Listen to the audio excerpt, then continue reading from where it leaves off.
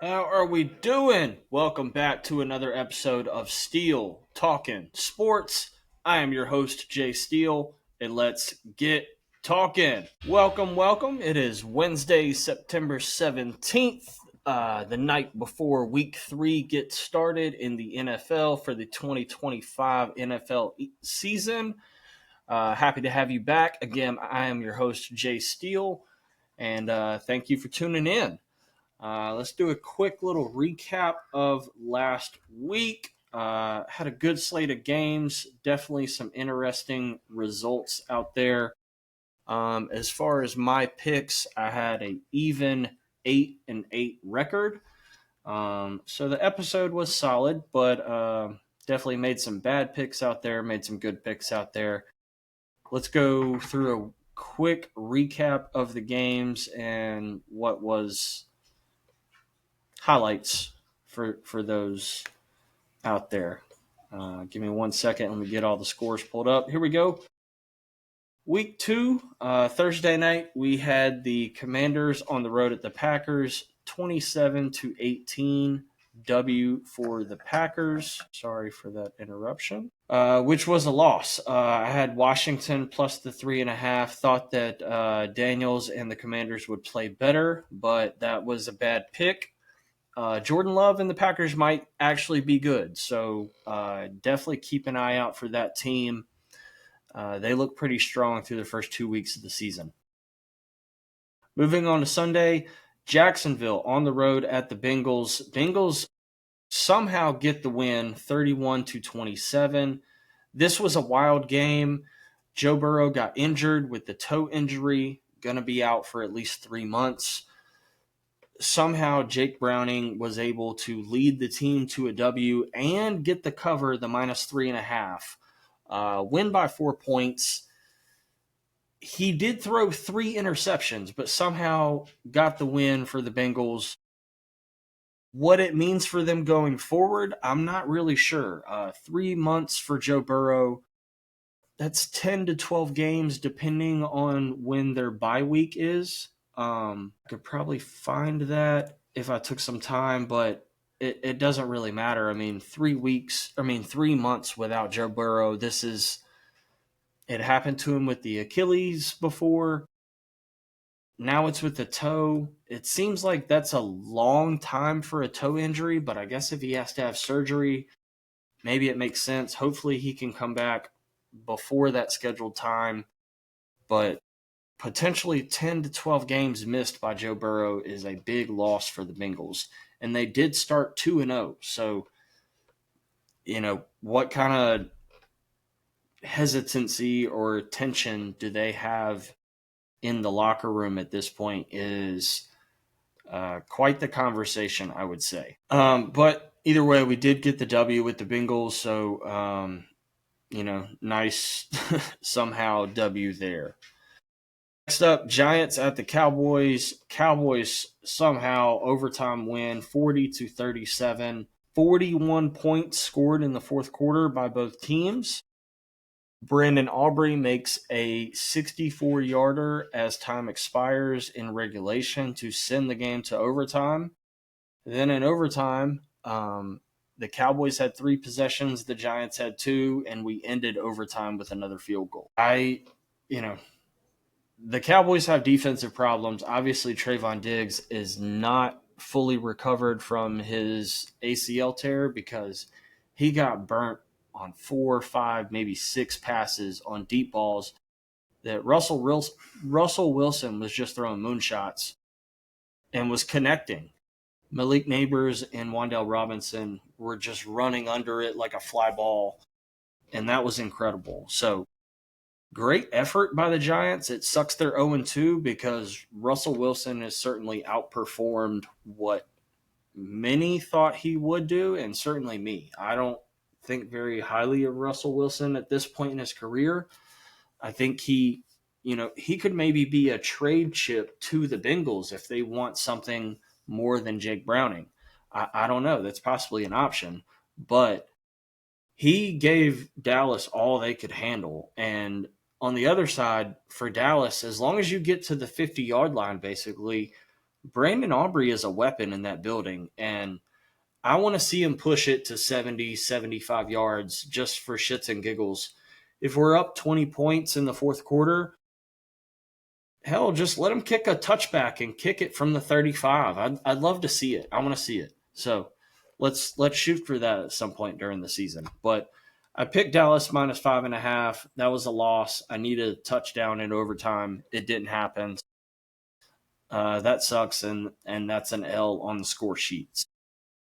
Moving on, Chicago at Detroit, and my God, Goff throws 5 touchdowns, 3 to Amon-Ra St. Brown.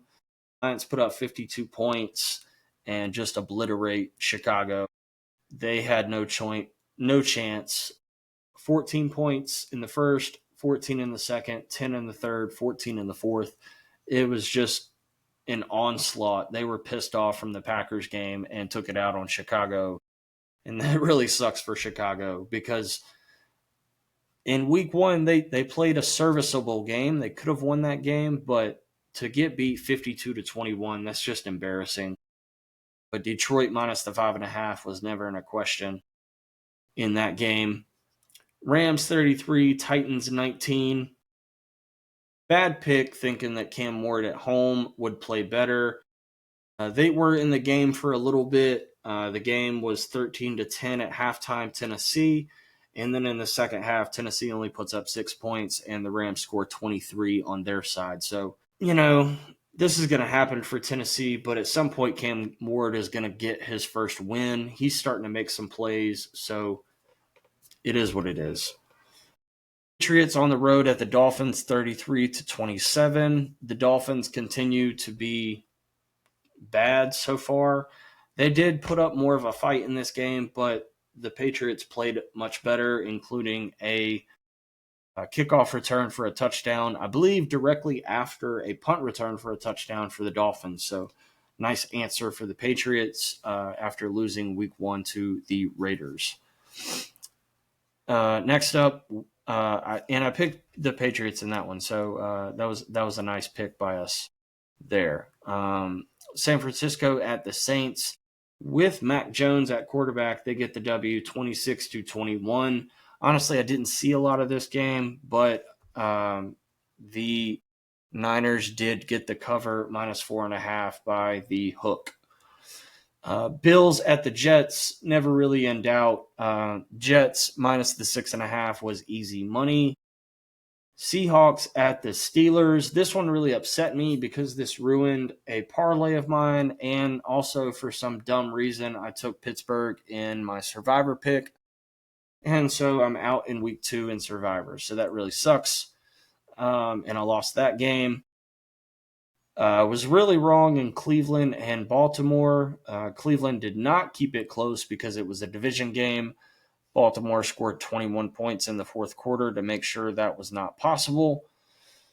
Lamar throws for 4 touchdown passes, and the Ravens win 41-17. Did get a W in the Colts and Broncos game. Daniel Jones gets another W as a Colts starting quarterback against a solid team in the Denver Broncos. Bo Nix and the Broncos put up a great fight, but the Colts get a field goal kick as the time expires and get the win 29-28. I did like the Colts plus the 1.5, so that was a good pick there. In the next matchup, we had Carolina at Arizona. Arizona gets the W 27-22. The Panthers scored 13 points in the fourth quarter to make that a game. This game was really defined by the beginning of the game.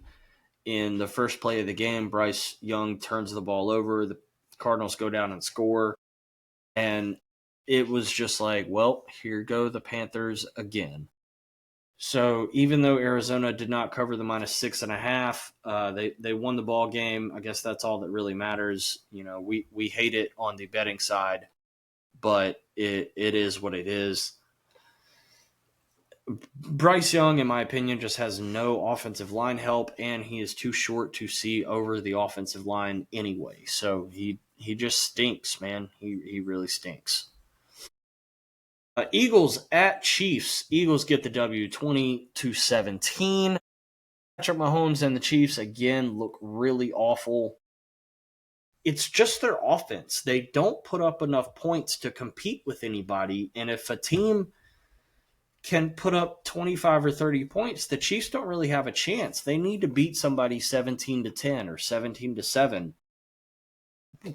And there's just not a lot of teams in the league that you're going to beat like that these days. And so I know it looks close because it was a 20-17 game, but honestly, even though it was 10-10 at halftime, I felt like it should have been a 20-10 game.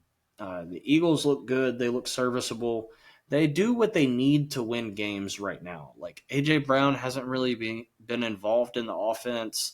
It's just Jalen Hurts and Dallas Goedert and Saquon Barkley right now, and that's getting them by. And they don't really seem to care about how many points they put up, how many they win by, if they cover the spread or not, doesn't really matter. And the Chiefs look out of sorts, so they really need to turn things on because they're 0-2. Sunday night, we had the Falcons against the Vikings. Falcons get the W 22-16. J.J. McCarthy did not look the same and is also injured now. The Falcons didn't look great, but they were running the ball right up the middle with ease. I think like the first 5 or 6 plays on that first drive of the game were 6 to 8 yards or more by Bijan Robinson. So they had a game plan and they stuck to it. In that first 15 that coaches always talk about, like the first 15 offensive plays looked really good for the Falcons in that game. So they took control of that game from the beginning, and J.J. McCarthy looked so bad. They had nothing clicking on offense, obviously only 6 points. Not a good look when you've got a superstar weapon like Justin Jefferson out on the outside. On to Monday, we had the doubleheader on Monday night. Bucks at the Texans somehow get the W 20-19. Houston actually looked a lot better in the early part of that game, but Baker Mayfield and his ability to scramble and read the defense and get the yards that he needs on the ground when he doesn't really look like he's that serviceable of a runner. Great job by Baker. That was a fun one to watch. Did have the Bucks plus the 2.5 in that game, so nice pick by us. And then the last Monday night game, Chargers 20, Raiders 19. Bad pick on the Raiders. I thought that Geno would look better, but they did not get into the end zone, even though they had multiple drives across the 50 and were looking good in the first part of the drive and then would fizzle out once they got to the Chargers' 40-yard line or so. The Chargers did all their damage in the first half. They were up 17-6 and really didn't have to do much because the Raiders didn't really put up any effort. So nice win by Jim Harbaugh, Justin Herbert, and the Chargers. And that is the recap of last week. Again, that brings us to an 8-8 record for last week's episode. But let's move on to week 3. We start out with the Dolphins and Bills. Give me one moment to pull up the slides. Again, shout out to Pro Football Reference. That is where I use all the stats from right here. Share. There we go. Hope everyone can see that. Let me just make sure. Yep, there we go. Hold on. That's the Monday night game. Let's get back all the way to the beginning of the week. Here we go. Monday, first up, or Thursday. Sorry. Whoa, got my days backwards. Miami on the road at Buffalo. Buffalo is laying 11.5 points. I have also seen a 12.5 out there. Over under set at 50.5 points. Miami obviously looked a lot better against New England, but that's New England and not Buffalo. Buffalo looks really good. Obviously one of the best teams in the AFC right now, 2-0, and they've got the head-to-head win over the Ravens. So right now, I think Buffalo has the I can't remember the number. It's either second or fifth easiest strength of schedule the rest of the way. They could very easily go 17-0 if they don't sleepwalk through a game or two. And based on the numbers, I mean, might have a pretty good ATS record as well. Second in the league in scoring, 25th in defense, but that's kind of skewed from the first game against Baltimore. That'll probably be obviously way better against the Dolphins here. Takeaway differential fourth, pass yards per game second, rush yards per game second, defensive pass yards per game 124. I know it's only 2 games, but Buffalo looks really good. Miami is the complete opposite of all of those directions. I don't think I need to spend a lot of time on this game. It would be Buffalo minus 11.5 or the under. I don't think Miami's going to put up a lot of points. Buffalo's defense looks pretty strong. I know it was the Jets last week, but they only gave up 10 points. You know, Justin Fields and the Jets looked good in week 1, so to shut them down to 10 points in week 2 was quite the deal, I would say. Miami team total under, I looked at it earlier, it was like 17.5. I would look at that. Tua and the offense just don't look very good. I know it was New England and they put up 20-something odd points, but still, it's New England. Not setting the world on fire as far as anything in that regard. So Buffalo minus the points, but under 50.5. I could see this being a 30-10 game. Buffalo covers, and you get the under. And honestly, as I made the slides like 30 minutes ago, I look on DraftKings, and DraftKings has Buffalo listed at minus 12.5. So, I need to adjust the slide. So it is what it is. Moving on, Cincinnati on the road at Minnesota. Cincinnati is 2-0, but they have lost their star quarterback, Joe Burrow. Also, Minnesota is going to be without J.J. McCarthy this week. However, Minnesota is favored minus 2.5, and the over-under is set at 41.5. Minnesota is starting Carson Wentz. I don't know if that's good or bad. But Bengals, 9th offense in the league as far as points scored right now, and Minnesota 27th. Obviously, they scored 6 points the other night, and the Bengals scored 31 on Sunday afternoon. Takeaway differential is a big difference right now. Minnesota is not creating takeaways. They are minus 3 at 28th in the league, and the Bengals are at plus 1, 8th in the league. So I like the Bengals in this matchup, even though it is Jake Browning. I like Jake Browning better than Carson Wentz because Jake Browning has played more games for the Bengals. He did this last year and won games for this Bengals team.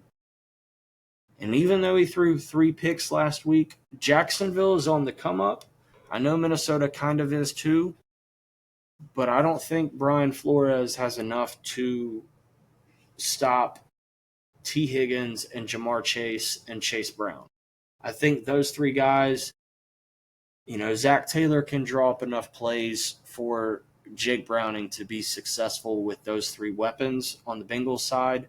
So I like the Bengals plus the 2.5 in this game. I would maybe say under 41.5, but I'm not really confident there. But I do like the Bengals plus 2.5. I do like the Bengals on the money. I need to be writing these down. Buffalo, Cincinnati. Pittsburgh on the road at New England. Both teams 1-1. Pittsburgh minus 1.5. Over-under is set at 44.5 points. I don't know what to make of Pittsburgh after last week. They made some mistakes that shouldn't have been made against Seattle. New England looked a lot better, scoring 30-plus points against the Dolphins. But again, it's the Dolphins. Both teams are kind of even when I look at this. Points scored, 8th and 14th. Okay, points allowed, but 31. That's skewed by the Jets game, but also they gave up 30 to the Seahawks. So maybe that's going to be a trend. This Pittsburgh defense is maybe not that good. They do have a lot of injuries, but maybe New England can expose that at home. I do like Drake May. I think this is a Mike Vrabel game, honestly. I like the plus 1.5 with New England. I like New England to win this game. I think Drake May has a big game. He's he's maturing as a young quarterback, and I think that Mike Vrabel and him are on the right page to becoming a good team in that AFC East division. Just as a sidebar, I do have Armageddon going on AMC right now. Classic fucking film, 90s film. Awesome. Low-key, excellent Billy Bob Thornton film. He's awesome. Next up, Indianapolis 2-0 on the road at the Tennessee Titans. Indianapolis minus 4.5 points, over under set at 43.5. No, I picked Tennessee plus 5.5 this last week, and now this is a division game. But do you trust Daniel Jones on the road? I'm not so sure that I do, but there's nothing over here except for the takeaway differential. I mean, Indianapolis being first and Tennessee being fourth. There's nothing over here on the right side that would make you confident about betting Tennessee. 30th in points scored, 23rd in points allowed, 32nd in pass yards per game, 24th in rush yards per game, 20th in defensive pass yards allowed, and 29th in defensive rush yards allowed. Oh my God, you can't get much worse than maybe the Cowboys defense last year, but they're only 2 games in. They haven't proven themselves to be that bad. So I don't know. I don't really know if Daniel Jones is this good or maybe just the Indianapolis team under Shane Steichen is a lot better with Daniel Jones as compared to Anthony Richardson, who just taps himself out of the game. I think because this is a division game, I'm going to take the Tennessee plus the 4.5. I don't really like it. I don't know if it's a game that I will bet, but I do think that because it's a division game, they can find a way to keep this close. Also, Indianapolis has played 2 games in the Dome at home. This will be their first road test, outdoor stadium in Nashville, Tennessee. I think that could play into Tennessee's favor. I do kind of like the under in this game, under 43.5, but I think I will have to go with Tennessee and the points plus 4.5. Houston on the road at Jacksonville. Houston is 0-2. Jacksonville is 1-1. Jacksonville minus 1.5 points, over under 44.5. And after watching the Bucs game, the Texans scored with a great touchdown pass to Nico Collins on the first drive. They looked awesome on the first drive. Terrible after that. I don't know what happened to them, but they did not look like the same team. On the other hand, Jacksonville cleaned up in game 1 against Carolina, looked very good against the Bengals in game 2, just were on the raw side of the deal with Jake Browning making a great final drive and also kind of the Jaguars receivers shitting the bed and dropping a bunch of passes. So I think the Jaguars, I think the Jaguars should actually be 2-0, but they got the raw end of the deal against the Bengals, and that's why I like Jacksonville minus the 1.5 here. I know that Houston is technically should be the better team, but I think Jacksonville is on the come up. I think they're turning a corner, and this is a game that could really put their foot down and take a control on this division.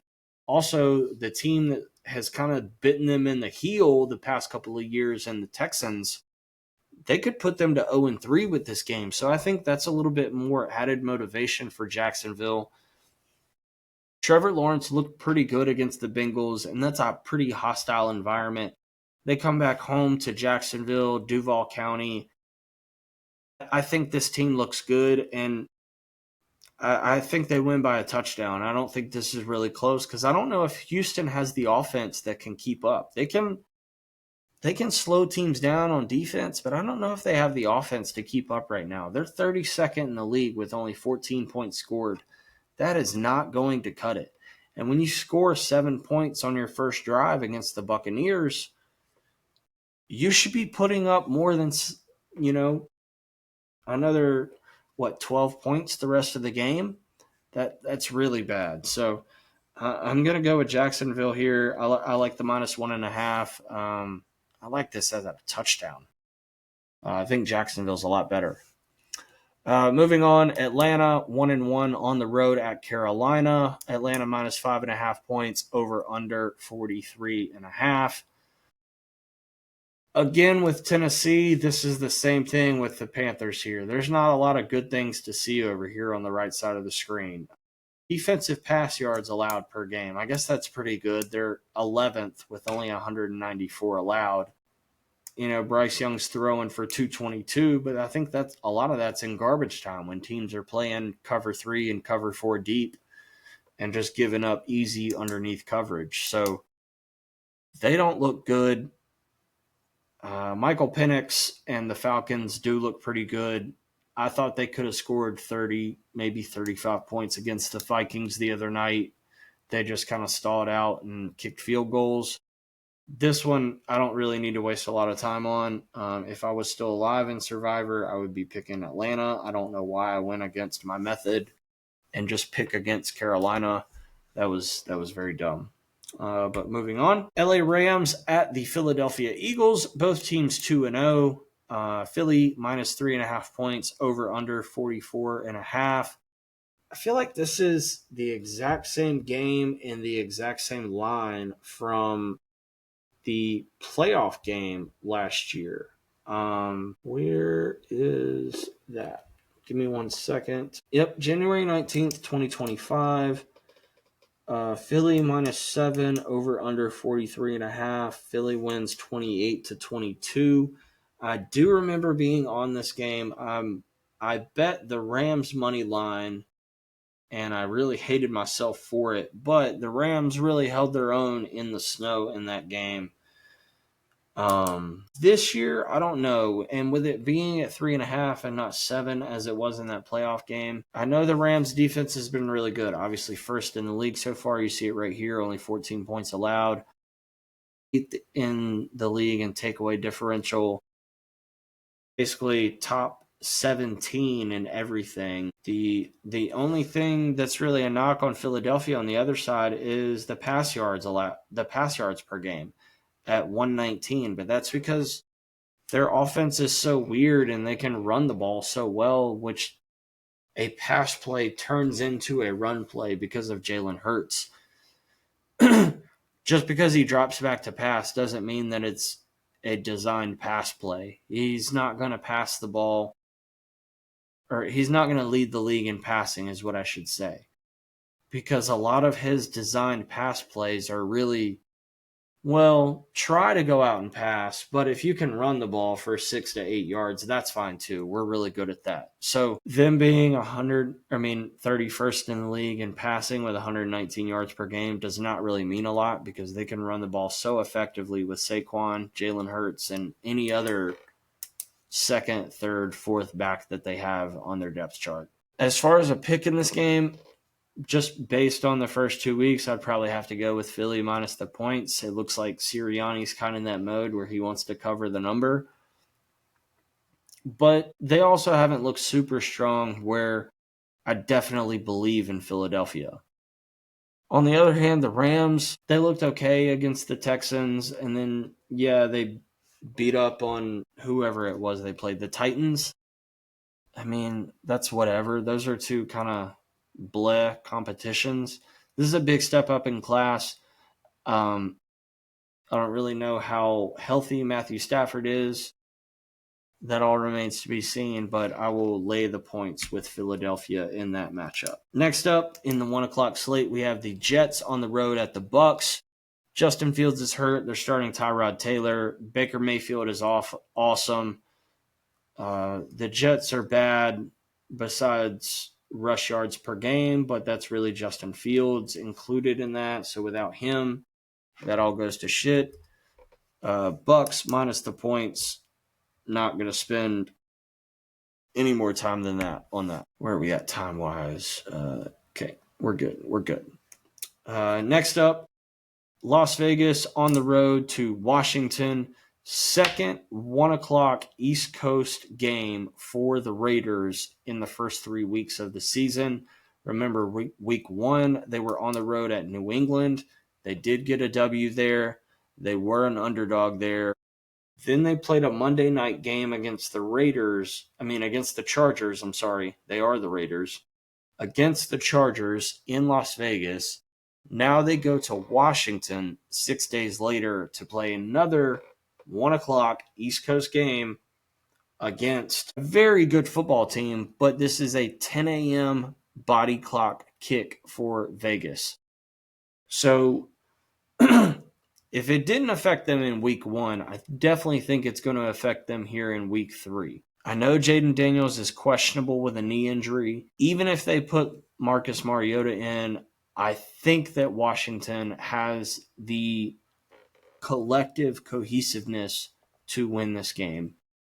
I did not like what I saw against the Chargers for Las Vegas. However, that is a Jim Harbaugh coach team.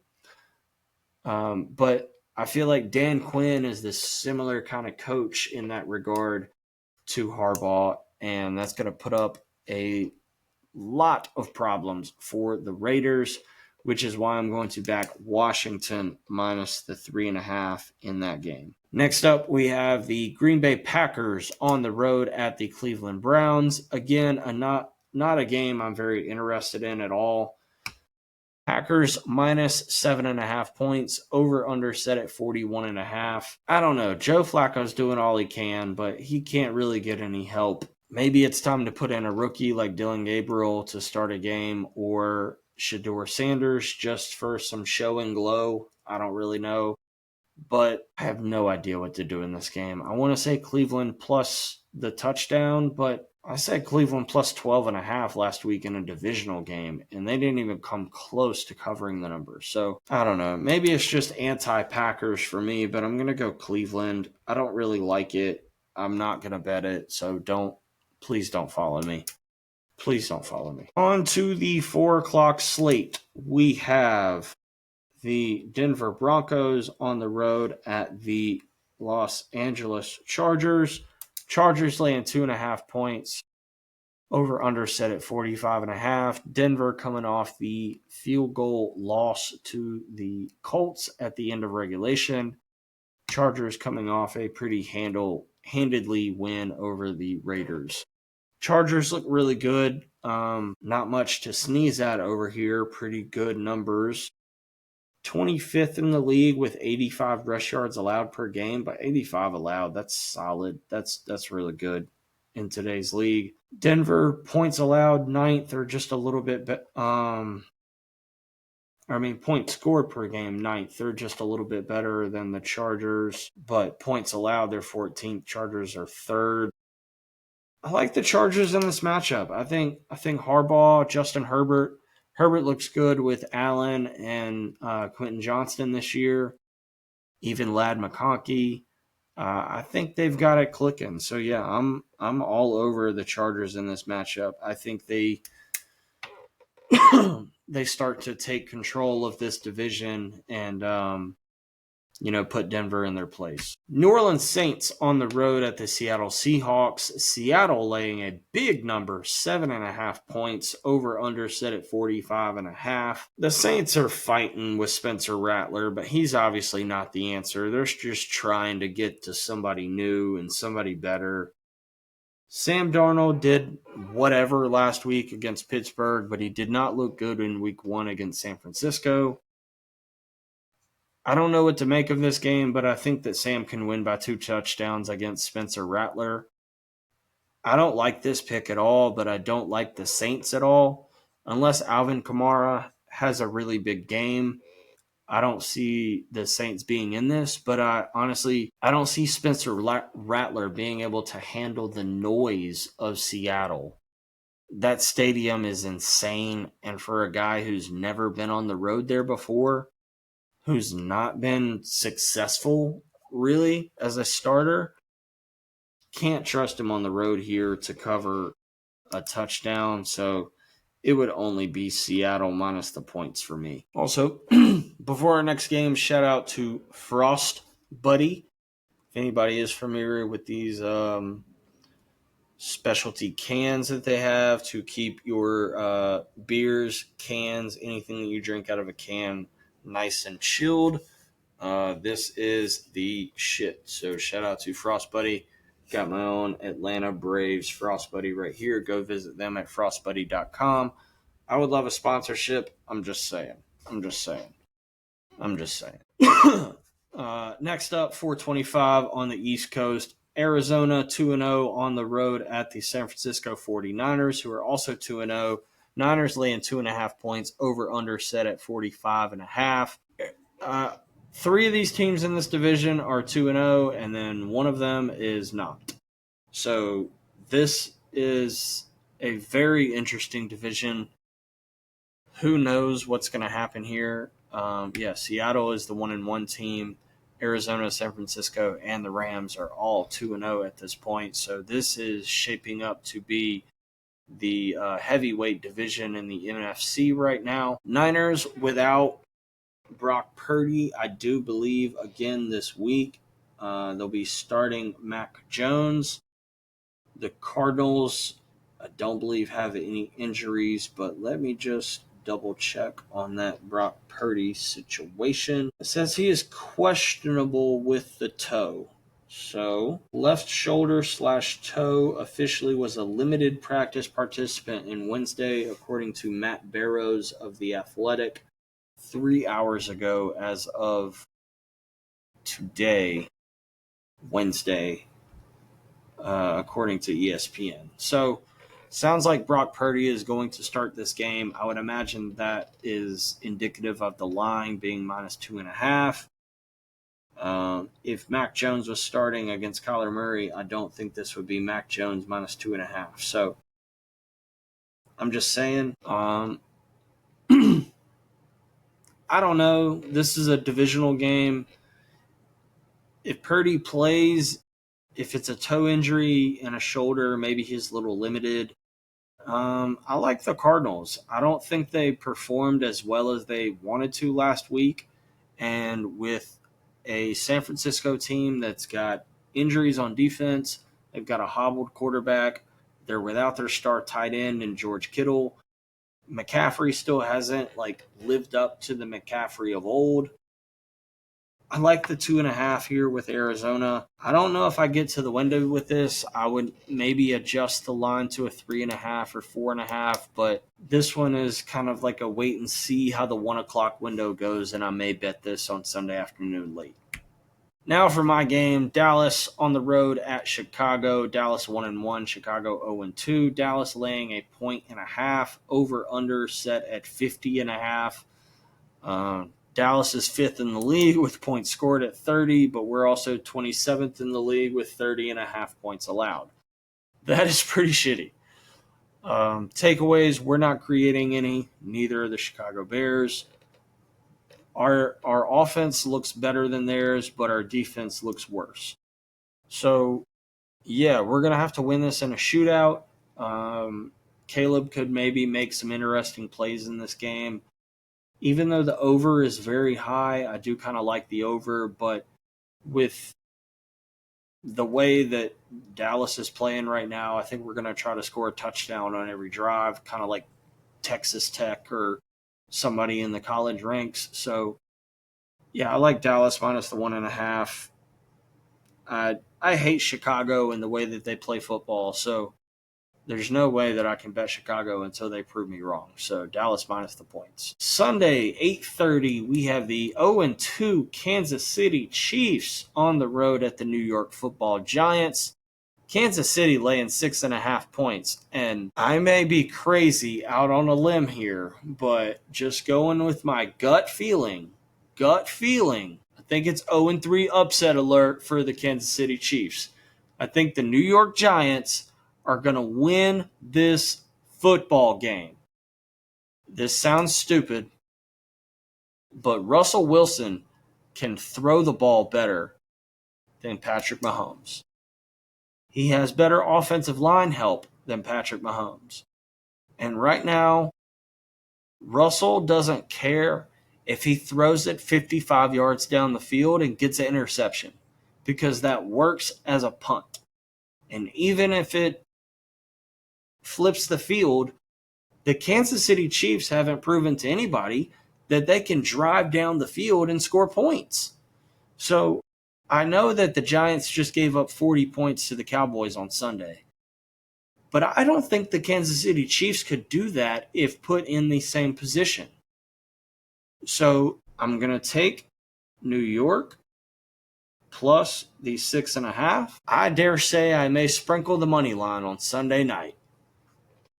Plus 260 I'm seeing right now on DraftKings. DraftKings has this listed as a plus 6 for the New York Giants at a minus 110. But plus 260 on the money line. I will be sprinkling the New York Giants at home in MetLife Stadium against the 0-2 Kansas City Chiefs. Whew, that's going to be a fun and sketchy Sunday night. And last but not least, for week 3, Detroit Lions 1-1 on the road at the Baltimore Ravens. Monday night football, 8:30 p.m. Baltimore laying 4.5 points, over under set at 53.5. Wow, what a big total for a Monday night primetime game. I know there's some big numbers out there this week with some teams that have been scoring points, but obviously you've got first and third in the league with 40.5 points scored and 32.5 points scored. Obviously that is wildly skewed with the Lions scoring 52 points last week against the Bears. But both teams in the 20s with points allowed. Takeaway differential, they're the same. Pass yards per game, the Lions look a lot better, but their rushing game hasn't really shown up yet. On the other hand, the Ravens' running game has shown up. And Lamar, is Lamar, so he doesn't have to throw the ball all the time either, kind of like Jalen Hurts. He can drop back for what looks like a pass, and it turns into a 25-yard run, and then that goes down in, obviously, rush yards per game, even though it was a designed pass. On the other end, though, this is what worries me. Baltimore, 31st in the league with 298 pass yards allowed per game. They are susceptible on defense. I don't know why that is. I don't know why they allow so many pass yards per game for as good as a defense as they are perceived to be. It's kind of shocking. A lot of times, I guess it could be game situation and game flow that they create such a big lead that the other team has to throw the ball to get back in the game, and Baltimore is playing soft coverage. But there are times early in the game when Baltimore looks susceptible to the pass as well.